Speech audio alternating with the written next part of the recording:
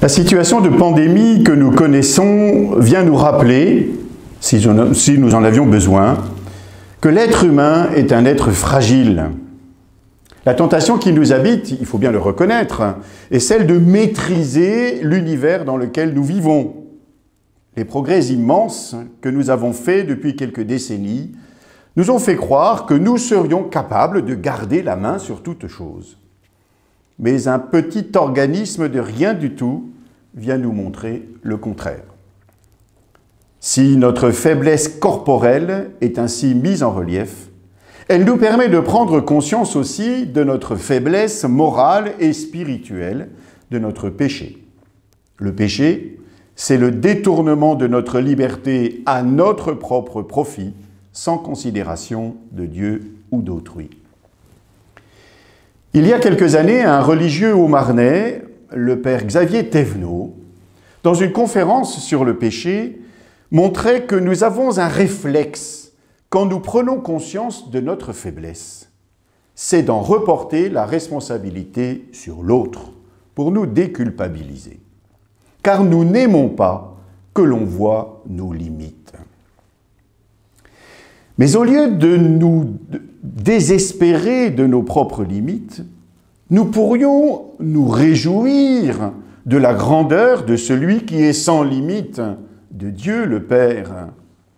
Car le Père qui est créateur souhaite le bien de sa création, le bien de ses créatures. Déjà dans l'Ancienne Alliance, il se révèle comme le Dieu de toute miséricorde. « J'ai vu la misère de mon peuple », dit-il à Moïse, avant de libérer les Hébreux de l'esclavage.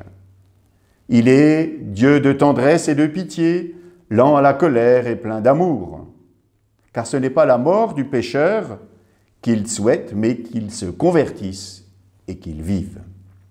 Comme le chante un psaume, « Et lui, miséricordieux, au lieu de détruire, il pardonnait, il se rappelait, ils ne sont que chair, un souffle qui s'en va sans retour. » Mais c'est dans le Christ Jésus qu'il nous exprime sa miséricorde, non seulement à travers la bonté que celui manifeste, comme par exemple avec la pécheresse à laquelle il dit « Moi non plus, je ne te condamne pas », mais surtout dans sa mort et sa résurrection, puisqu'il arrache l'humanité à la mort.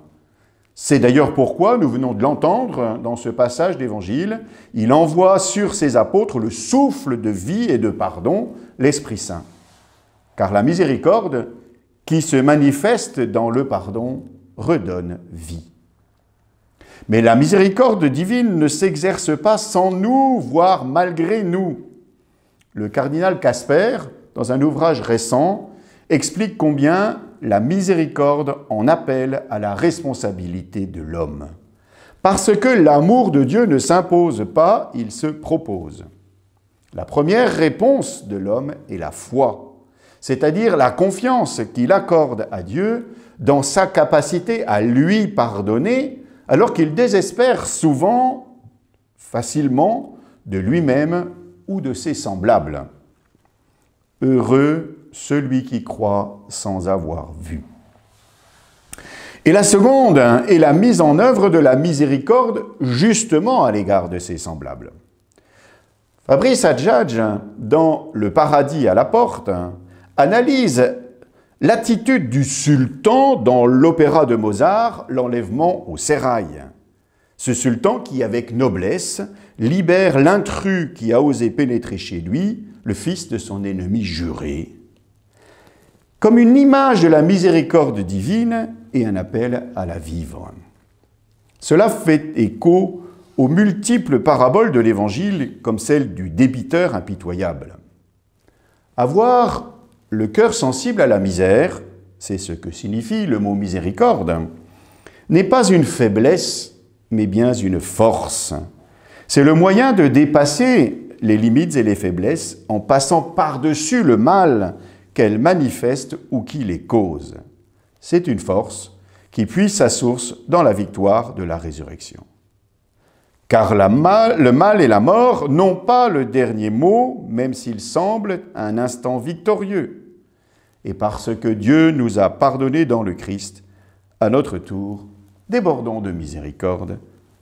Alléluia.